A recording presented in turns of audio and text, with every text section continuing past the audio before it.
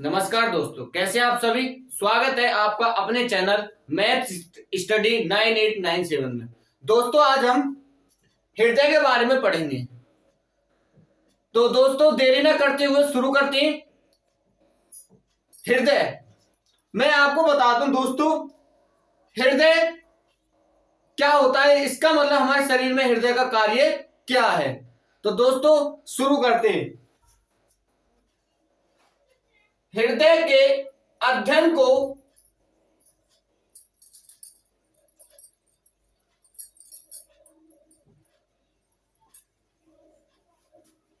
Cardiology कहते हैं।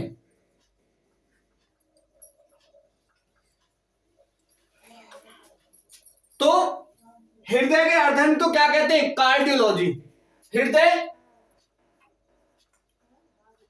एक बंद मुट्ठी के आकार का होता है।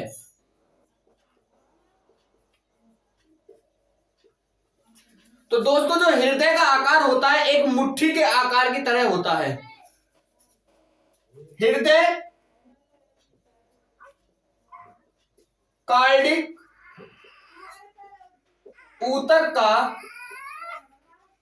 बना होता है। तो दोस्तों हृदय किसका बना होता है, कार्डिक ऊतक का बना होता है। हृदय का कार्य रक्त को पंप करना होता है। हृदय में दो नीले तथा दो आलिंद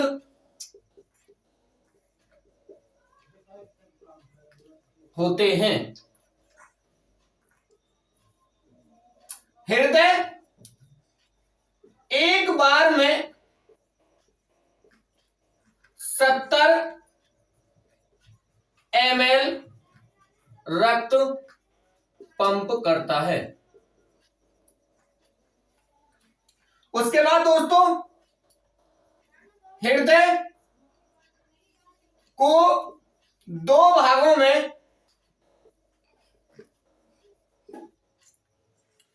सेप्टम नामक कोशिका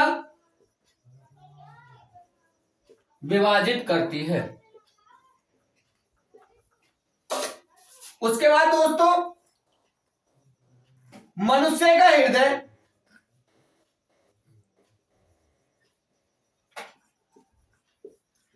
चार कक्षकों वाला होता है। मनुष्य का हृदय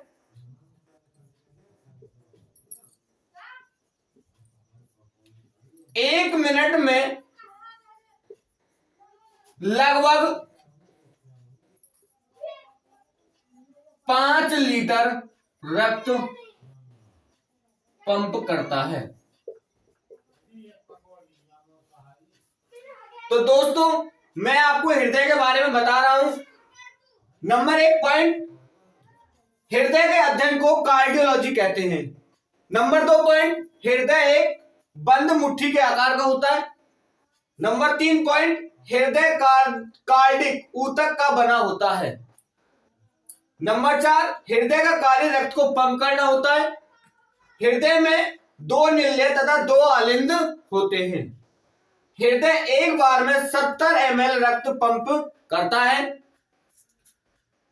हृदय को दो भागों में सेप्टम नामक कोशिका विभाजित करती है।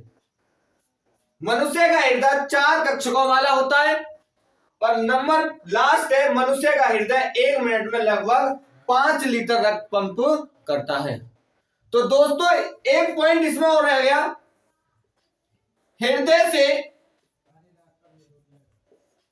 रक्त को शरीर तक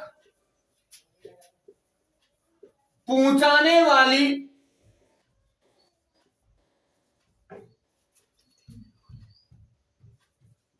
धमनी को महाधमनी कहते हैं। तो दोस्तों, जो हृदय में एक बड़ी महाधमनी होती है जो हृदय से रक्त को शरीर के प्रत्येक अंग तक पहुंचाती है। तो दोस्तों, ये पॉइंट हृदय के बारे में है, आपकी समझ में आए होंगे। और अगला पॉइंट, हृदय का भार 300 ग्राम होता है। तो दोस्तों, दोबारा देखेंगे, हृदय के अध्ययन को कार्डियोलॉजी कहते हैं। हृदय एक बंद मुट्ठी के आकार का होता है। हृदय कार्डिक ऊतक का बना होता है। हृदय का कार्य रक्त को पंप करना होता है। हृदय में 2 नीले तथा 2 आलिंद होते हैं। हृदय एक बार में 70 ml रक्त पंप करता है। हृदय को 2 भागों में सेप्टम नामक कोशिका विभाजित करती है। मनुष्य का हृदय 4 कक्षकों वाला होता है। मनुष्य का हृदय 1 मिनट में लगभग 5 लीटर रक्त पंप करता है। हृदय को रक्त को शरीर तक पहुंचाने वाली धमनी को महाधमनी कहते हैं। हृदय का भार 300 ग्राम होता है। तो दोस्तों, हमने कम से कम ये 10 पॉइंट हृदय के बारे में पढ़े। उसके बाद अब हम दांतों के बारे में पढ़ेंगे। तो चलिए दोस्तों, दांतों के बारे में पढ़ेंगे।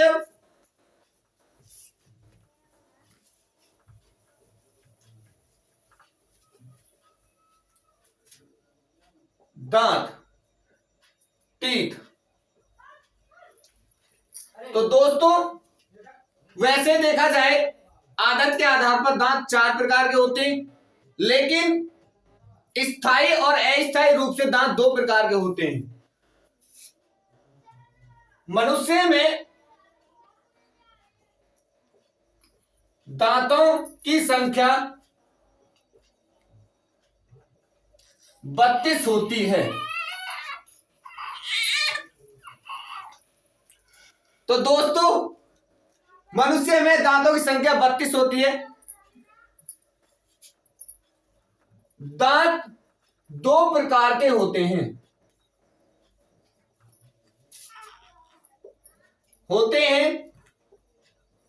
नंबर 1, स्थायी दांत। नंबर 1, स्थायी दांत। स्थायी दांतों की संख्या 12 होती है। तो दोस्तों, स्थायी दांतों की संख्या 12 होती है, जो जीवन में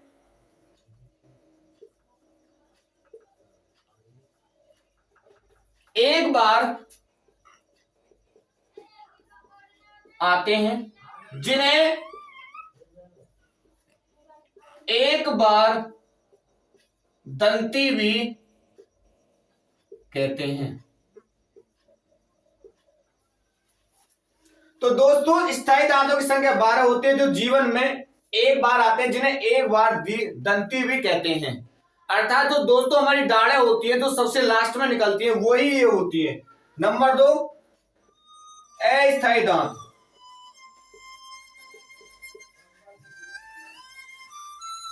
अस्थायी दांत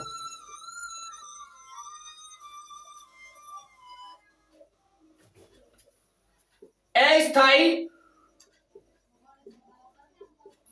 दांतों की संख्या 20 होती है, जो जीवन में 2 बार आते हैं। इसलिए इन्हें द्विबार दंती दांत भी कहते हैं। तो दोस्तों, अस्थायी दांतों की संख्या 20 होती है, जो जीवन में 2 बार आते हैं, इसलिए इन्हें द्विबार दंती दांत भी कहते हैं और इन्हें दूध के दांत भी कहा जाता है। तो दोस्तों इन्हें दूध के दांत भी कहा जाता है। अब बात आती है दोस्तों आधार के आधार पर। आधार के आधार पर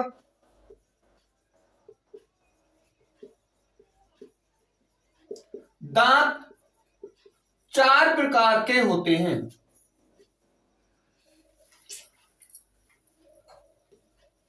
नंबर 1 कृंतक दांत। नंबर 2 रदनक दांत। नंबर 3 अग्रचर्णक दांत और नंबर 4 चर्णक दांत।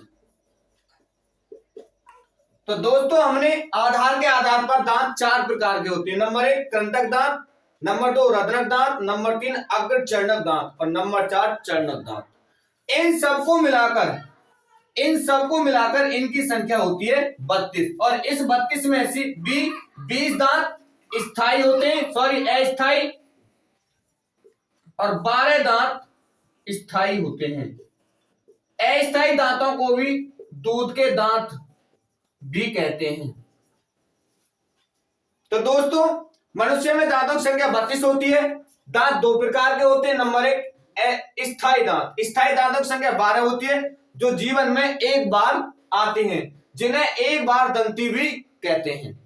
नंबर 2 अस्थायी दांत। अस्थायी दांतों की संख्या 20 होती है जो जीवन में 2 बार आते हैं, इसलिए इन्हें द्विबार दंती दांत भी कहते हैं और इन्हें दूध के दांत भी कहा जाता है।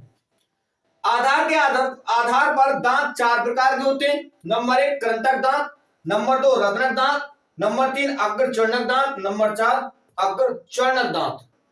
इन सबको मिलाकर 32 दांत होते हैं, जिनमें से 20 अस्थायी दांत जिन्हें दूध के दांत भी कहते हैं और 12 होते हैं स्थायी दांत जो जीवन में एक बार आते हैं।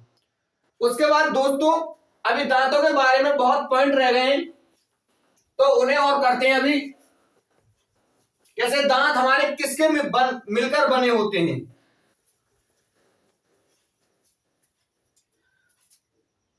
महत्वपूर्ण तथ्य,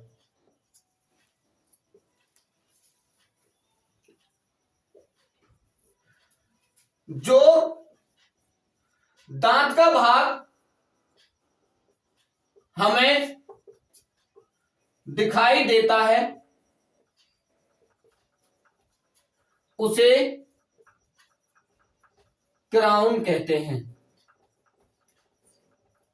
तो दोस्तों जो हमें दांत का भाग दिखाई देता है उसे क्राउन कहते हैं। जो ऊपर वाला हिस्सा होता है जो हमें दिखाई देता है उसे क्राउन कहते हैं। लेकिन जो भाग हमें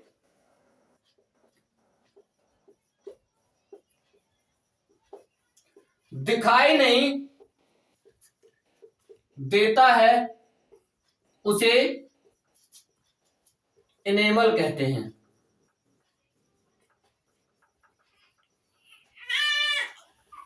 तो दोस्तों उसे कहते हैं इनेमल। इसमें सबसे महत्वपूर्ण क्वेश्चन कि शरीर की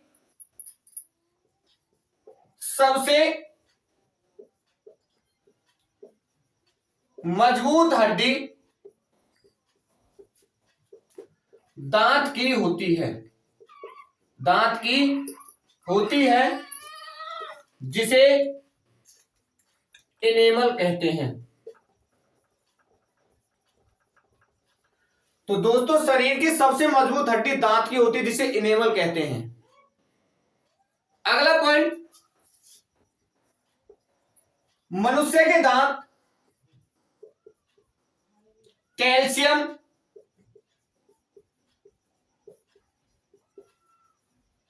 फास्फेट के बने होते हैं। तो दोस्तों मनुष्य के दांत किसके बने होते हैं? कैल्शियम, फास्फेट के बने होते हैं। अगला पॉइंट,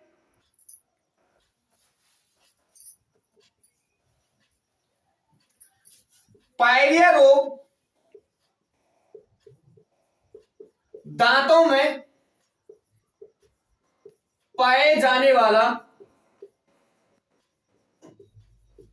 एक रोग है। तो दोस्तों ये क्वेश्चन अब की बार यूपी पैट में आया था कि पायरिया रोग किसमें पाया जाता है। तो दोस्तों उसमें दांत नहीं था, मसूड़े था। तो पायरिया दांतों में पाए जाने वाला एक रोग है। उसके बाद दांतों को हमें सिर्फ 17 या 18 सेकंड तक साफ करना चाहिए। तो दोस्तों इस बात को आप ध्यान रखें कि सिर्फ हमें दांत जो सफा करने चाहिए, जिसे हम कॉलगेट कहते हैं, वो सिर्फ हमें 17 या 18 सेकंड तक साफ करनी चाहिए।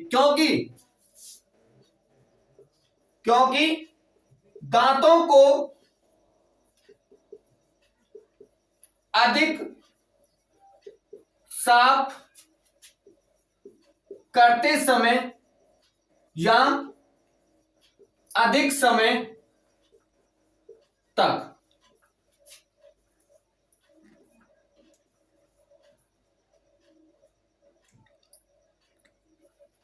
इन दांतों का इनेमल कमजोर हो जाता है, जिससे दांत जल्दी हिलने लगते हैं। तो दोस्तों बहुत से लोग ऐसे होते हैं जो दांतों को हमेशा घिसते ही रहते हैं। तो हमें दांत 17-18 सेकंड तक साफ करने चाहिए। यदि हम इन्हें समय से अधिक ज्यादा साफ करते हैं तो जो हमारे दांतों का इनेमल होता है, जो सबसे मजबूत हड्डी होती है, वो जल्दी, जिसके कारण दांत जल्दी हिलने लगते हैं। तो दोस्तों हमने दांतों के बारे में पढ़ा। जो दांत का भाग हमें दिखाई देता है उसे क्राउन कहते हैं, लेकिन जो भाग हमें दिखाई नहीं देता उसे इनेमल कहते हैं। शरीर की सबसे मजबूत हड्डी दांत की होती है, जिसे इनेमल कहते हैं। ये क्वेश्चन दोस्तों वेरी इंपॉर्टेंट है कि शरीर की सबसे मजबूत हड्डी कौन सी है, इनेमल या फिर दांत की।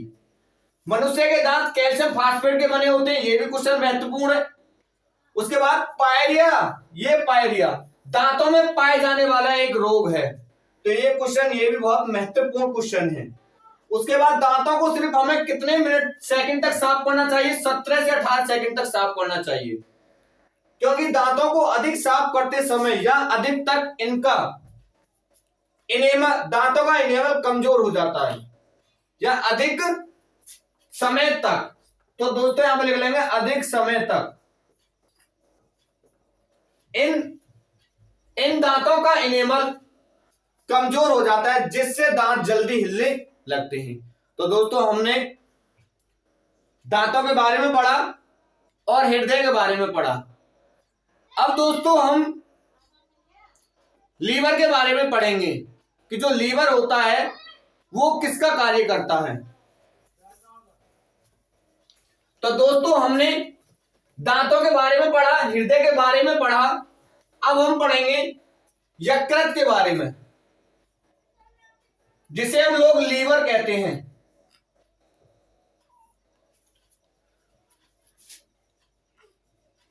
इसका भार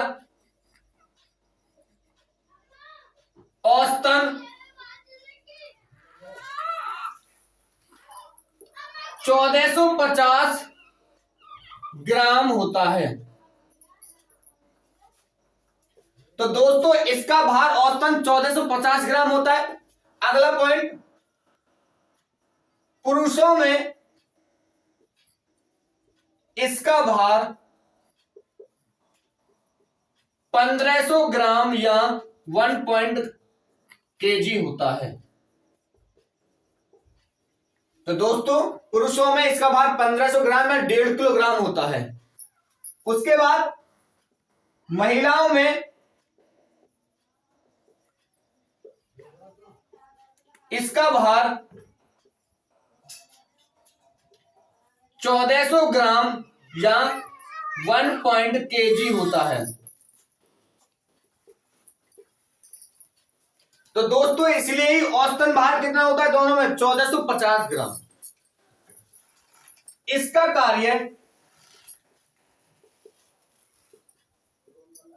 कार्य भोजन को पचाना होता है। और दोस्तों पित्त रस का निर्माण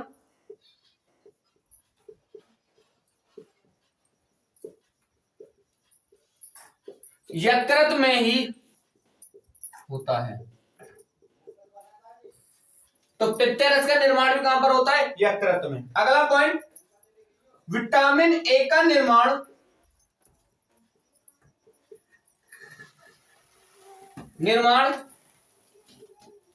यकृत में ही होता है।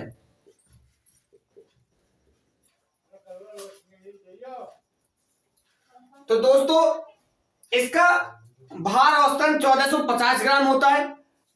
पुरुषों में इसका भार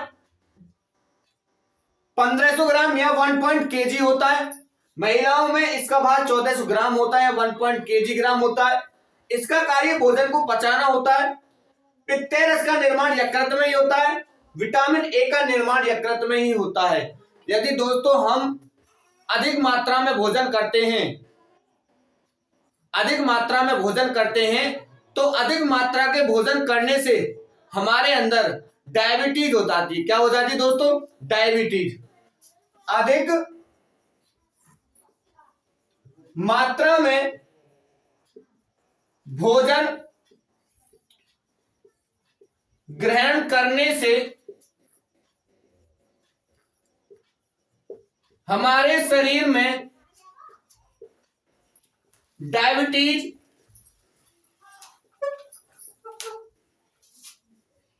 हो जाती है, जिसे मधुमेह रोग कहते हैं। तो दोस्तों समझ में आया होगा यकृत के बारे में कुछ पॉइंट हैं जो मैंने आपको बताए हैं। उसके बाद दोस्तों हम किडनी के बारे में पढ़ेंगे, जिसे हम वृक्क कहते हैं। तो दोस्तों आज हम मोटी मोटी बातें पढ़ेंगे। वृक्क, किडनी, इसका भार 150 ग्राम होता है। तो दोस्तों इसका भार कितना होता है, 150 ग्राम। वृक्क की कार्यात्मक इकाई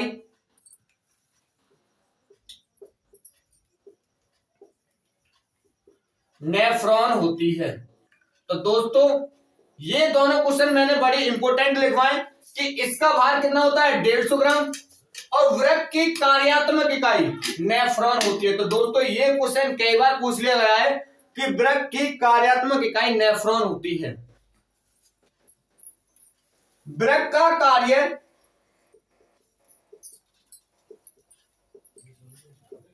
शरीर में से अपशिष्ट पदार्थ को बाहर निकालना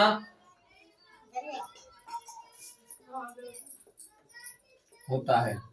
तो दोस्तों वृक्क का कार्य होता है जो हमारे शरीर में अपशिष्ट पदार्थ होता है उसे बाहर निकालना होता है। जैसे दोस्तों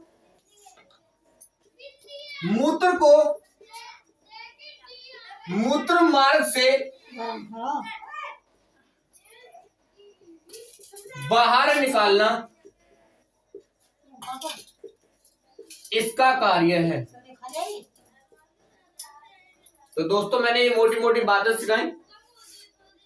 तो दोस्तों मूत्र को मूत्र मार्ग से बाहर निकालना इसका ही कार्य है। अगला पॉइंट, मनुष्य एक दिन में लगभग 1 लीटर मूत्र का उत्सर्जन करता है। तो दोस्तों जो मनुष्य होता है वह एक दिन में कम से कम 1.5 लीटर मूत्र का उत्सर्जन करता है। अगला पॉइंट, मनुष्य के मूत्र में से गंध अमोनिया गैस के कारण होती है। तो दोस्तों मनुष्य में से गंध नहीं दोस्तों, मनुष्य के मूत्र में से गंध अमोनिया गैस के कारण आती है। उसके बाद दोस्तों हमने ब्रेक के बारे में मोटी मोटी चीजें पढ़ ली। उसके बाद आते हैं मस्तिष्क के बारे में। चलिए मस्तिष्क के बारे में मैं सिर्फ आपको 3 पॉइंट बताऊंगा, जो 3 पॉइंट वेरी वेरी इंपॉर्टेंट है। तो दोस्तों ये वाला क्वेश्चन भी कई बार आ चुका है कि मनुष्य एक दिन में कितने लीटर मूत्र उत्सर्जन करता है, तो 1.5 लीटर। उसके बाद दोस्तों ये वाला क्वेश्चन कि ब्रेक की कार्यात्मक इकाई क्या होती है, नेफ्रॉन। उसके बाद दोस्तों ये क्वेश्चन कि ब्रेक का भार कितना होता है, तो 150 ग्राम होता है। दोस्तों इस वाले उसमें कम से कम जो क्वेश्चन है, और ये वाला क्वेश्चन कि मूत्र में से गंध किसके कारण आ रही है, तो अमोनिया गैस के कारण आती है। तो दोस्तों इसमें ये 4 क्वेश्चन वेरी वेरी इंपॉर्टेंट है, जो हर बार परीक्षा में आने वाले होते हैं। आगे पढ़ेंगे अब हम मस्तिष्क के बारे में। तो दोस्तों मैं आपको मस्तिष्क के बारे में 2-3 पॉइंट ही बताऊंगा बस, जो वेरी वेरी इंपॉर्टेंट है। नंबर 1, सबसे पहले लिख लेंगे मस्तिष्क, जिसे हम ब्रेन कहते हैं, जो हमारे शरीर का संतुलन बनाए रखता है। मस्तिष्क का भार 1 kg या 1000 ग्राम होता है। तो दोस्तों मस्तिष्क का भार कितना होता है, 1 kg या 1000 ग्राम होता है। अगला पॉइंट, मस्तिष्क की कार्यात्मक इकाई न्यूरॉन्स हैं। तो दोस्तों ये क्वेश्चन कई बार आ गया है कि मस्तिष्क की कार्यात्मक इकाई कौन सी है, न्यूरॉन। या तो इन्हें न्यूरॉन्स बोल दीजिए या इन्हें न्यूरॉन्स बोल दीजिए।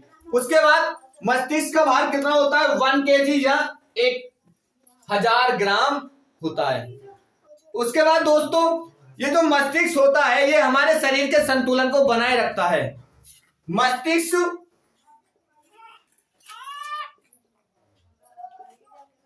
हमारे शरीर के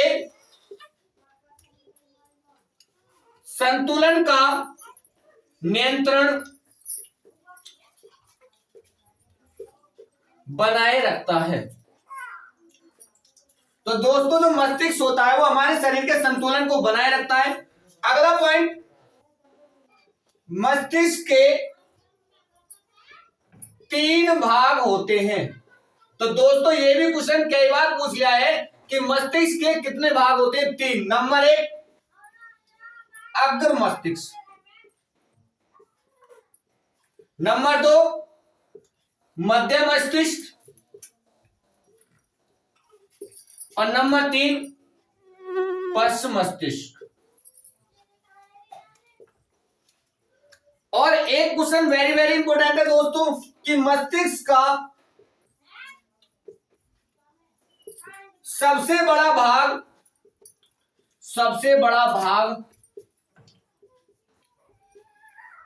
प्रमस्तिष्क कहलाता है।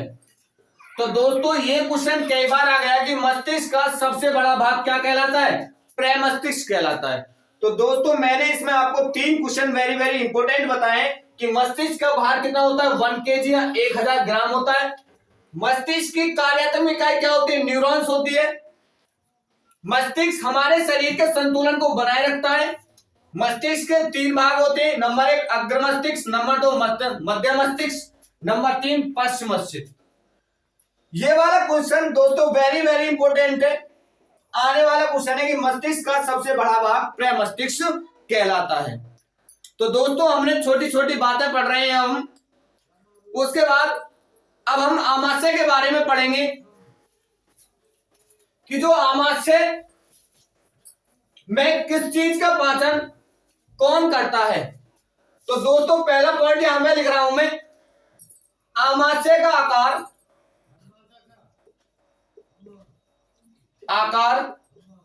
सी आकार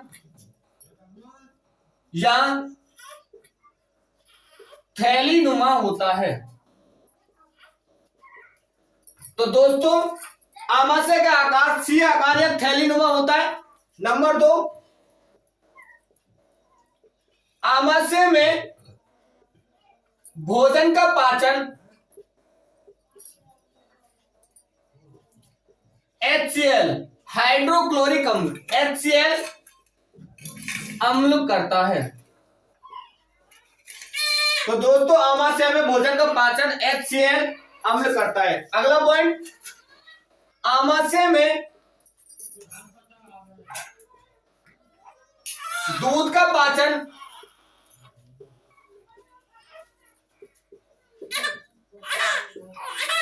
रेनिन एंजाइम करता है। अगला पॉइंट, आमाशय में प्रोटीन का पाचन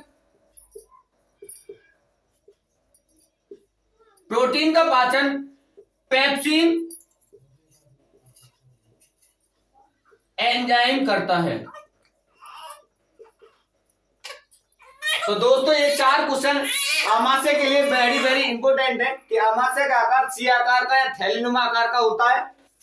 आमाशय में भोजन का पाचन हाइड्रोक्लोरिक अम्ल HCl अम्ल करता है। आमाशय में दूध का पाचन रेनिन एंजाइम करता है। आमाशय में प्रोटीन का पाचन एंजाइम करता है, पेप्सिन एंजाइम करता है। उसके बाद दोस्तों अगला क्वेश्चन,